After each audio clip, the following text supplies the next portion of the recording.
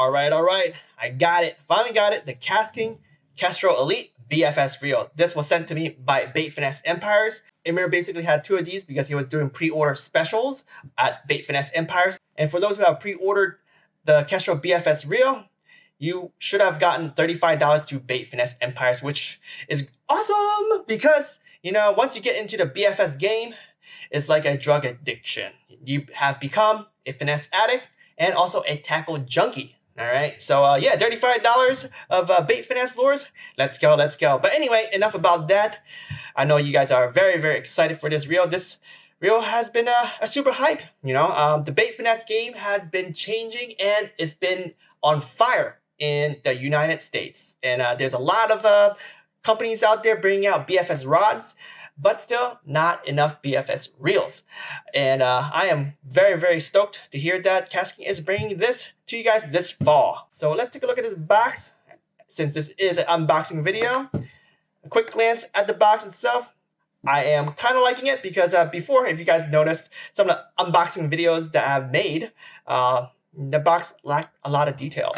So anyway, let's start from here. Actually, I like to look at the marketing stuff and see what they say. So 4.5 ounce, super lightweight, digicut, magnesium alloy frame. Okay. Oh, wait. Jumping from here to here, magnesium alloy frame again, some redundancy. But you know what? It's the magnesium alloy frame plus the carbon fiber side plates that keep this reel super light. And I heard this reel is super small, so I can't wait to palm it and see exactly how it fits in my hands. Because yeah, it's super duper small. 11+1 double shielded stainless steel ball bearings.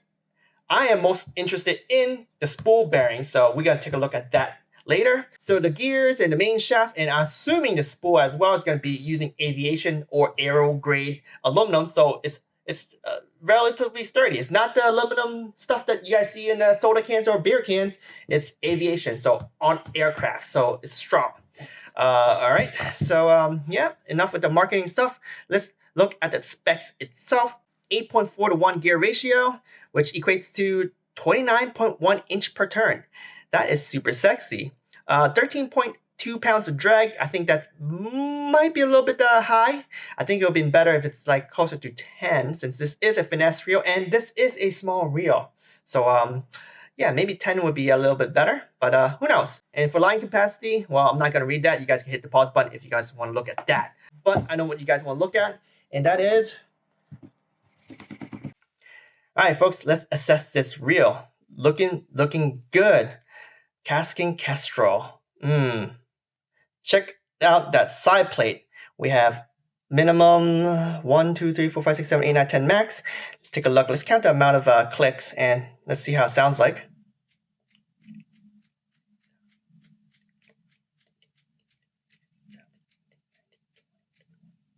There's 21 clicks and there's 10 numbers right there. So there's 1 extra click.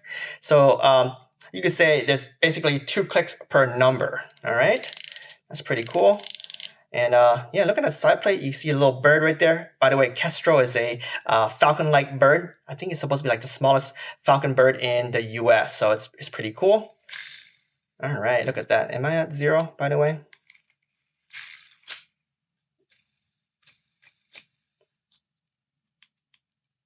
Yeah, I gotta play with tension later. Anyways, this is looking good. Thumb bar, let's look at that thumb bar. I like the thumb bar, it looks pretty cool. It actually like contoured, you guys see that? And it goes with that right there with the reel. Pretty cool. Ow, what the? Jeez. All right, so maybe. So this is supposed to be a palming reel. It's very small. Look at that. It fit my hand. And for me to press the button, it's actually rubbing against this, which I don't like. Hold up, let me grab a rod. All right, check out this. This is the bone rod for a second. I like having this right here from an unboxing video because I just, you know, put it right on. There's no rod tip right there. It's perfect for my videos. Okay, so if I were to palm this like this, right? Yeah, I'm gonna rub against that. Oh, wait, did I hit that? Oh, wait.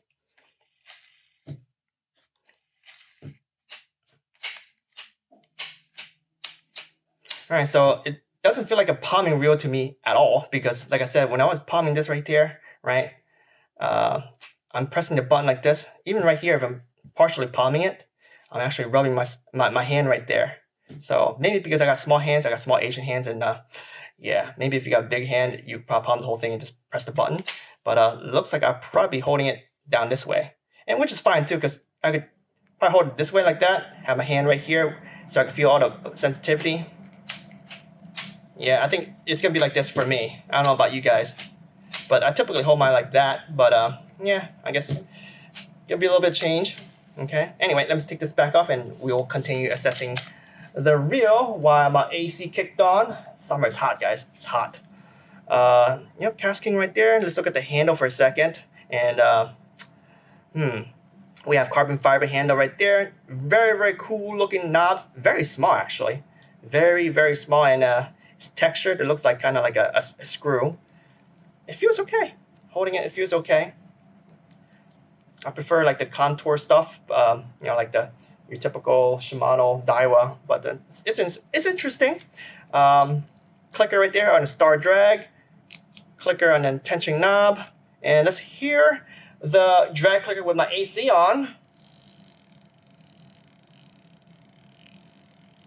All right, so it's a very, very light, subtle drag clicker. In fact, I have two Japanese reel here, so you guys can actually hear it. So let me shut up, and I'll do both at the same time.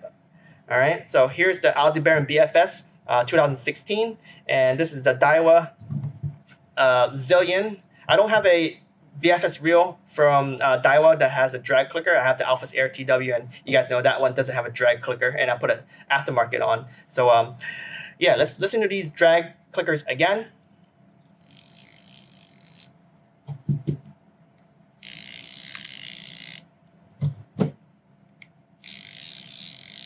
Okay, so you guys hear that, right? So the Japanese reels sounds like they're all metallic and very, very loud. If you guys are fishing streams, right, this you could definitely hear, even if there's rapids or, you know, some small waterfalls right next to you guys, right? This one right here, definitely a lot more quiet. So yeah, that'll be interesting. I don't fish much creeks, so yeah, I may have to go this far because I'm having a little bit of trout fever right now. I haven't really fished trout during the spring. I only went out like once, so I definitely want to hit some streams up. So hopefully this will be heard while fishing by, you know, moving waters. But yeah, I think this is it for just looking at the reel, the outside reel, right? We have the cone vortex shape line guide right there, which is great because, you know, when you're casting out, especially if, let's say, this is out at the end and your lines are at the end, it's not going to create a hard bend of your line. So it should allow your line to cast out easier. Yeah, so far it feels pretty smooth. Very smooth. Anyway, let's jump into the spool, shall we? And also we gotta look at the braking system, which was interesting that this box did not say anything about their dynamic braking system. I thought they would because, you know, it's something that you know, should be kind of important, right? Anyways, oh, okay, just lift out. Pretty cool, pretty cool. Anyway, this is it. I think they call this the Flyout Arc braking system. And if you guys ask me, this looks just like the Shimano FTB braking system, but instead of round magnets, they're using square magnets. And that's interesting right there. I guess it looks a little bit different.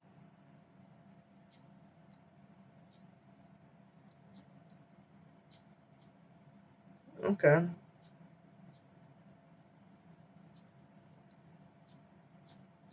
Yeah, so it's basically like a FTB braking system. So there's no brakes on the spool itself. That will keep your spool very light, which is great. So I guess KastKing jumped on the FTB braking system, but they put a little spin on theirs. That's gonna be interesting. So here's the spool right there. 28 millimeters, very, very small. It's also small in diameter. So this reel right here, right out of the box, holding it and looking at it and looking at specs, this is a ultralight bait casting BFS reel. So it's likely be shining in ultralight and light. So, and I'm feeling the spool too. It's definitely not thin like the KTF spool from the Alphas Air. So potentially it'll be a lot sturdier. But let's take a look at the weight with the bearing on, and then I'm gonna pop it off. says 5.4 right here. That's pretty good. So I guess if I take the small bearing off, if you actually look at this, this is impressive. They actually use a small bearing for the spool. And let me just jump back here again. Wait a second. It looks like the bearing here on the side plate is smaller than the one on the spool. So yeah, they're using small bearings, but they're not micro bearings. They're just stainless steel, just small stuff. So it's kind of like the, I guess they might be using Daiwa Shimano bearing sizes, like a mixture. But yeah, it'll be cool to test these out stock first, and then we'll find out aftermarket micro bearings that are ceramic hybrids, so that it's lighter and it spins a lot easier. But anyway, let me pop this off for a second. All right, so 4.5 grams. Wow, that is super light. So yeah, this is definitely going to be an ultralight Bait Finesse reel. So yeah, this spool is pretty light. I think it could do the trout magnet relatively easy. The question is how far and how accurate, right? And then I'm sure there's going to be folks going to be asking me how well this could handle sub 1 gram, which I typically don't do. But yeah, if you guys are interested, I could try that, especially after upgrading to micro ceramic hybrid bearings.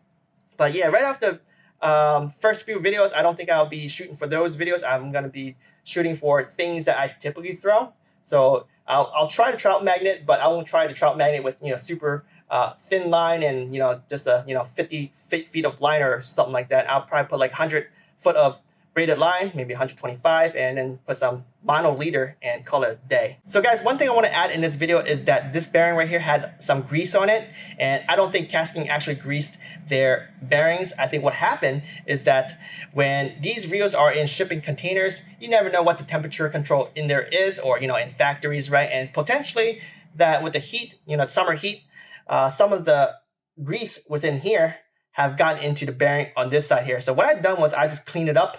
I basically put in my some solvents, and I flushed it out, and I put a little bit of these right here. I have Doobyn, and I got this at Bait Finesse Empires, by the way, and I just use this guy right here. There, cast lube right here, ceramic and high-speed bearings. So yeah, I re-lubricated, and I urge that everyone do the same thing. And I will be cleaning up this guy too after I pop this guy out. This one's gonna be a nightmare, but yeah, I'm gonna clean this up, and I'm hoping to be able to get out there and do a cast testing video for you guys very, very soon. All right, folks, let's wrap up my unboxing video by summarizing my first impression of the KastKing Kestrel Elite BFS Reel. So this is definitely the lightest reel I have ever held, and also very, very small. Now, given that it's so small, and also with the, I guess, some weird ergonomics right there, I don't think I'll be palming this reel, even though it says it's palmable, and it could be just the size of my hands is not perfect for it. But as I mentioned earlier, and as I've portrayed, I'll be likely holding the reel and the rod pretty much right here. The spool looks very, very promising, being very, very light and durable. And given that this spool is being held down with small bearings, it definitely should be able to cast light lure relatively easily. And I am excited with their Flyout Arc braking system, or basically their version of the FTP braking system. And yeah, cosmetic wise, everything looks great. I may play around with some aftermarket parts in the future, but looking at this reel, it looks great. And I guess I can show you guys very quickly that it does resemble the outer bearing just a little bit. Take a look at that.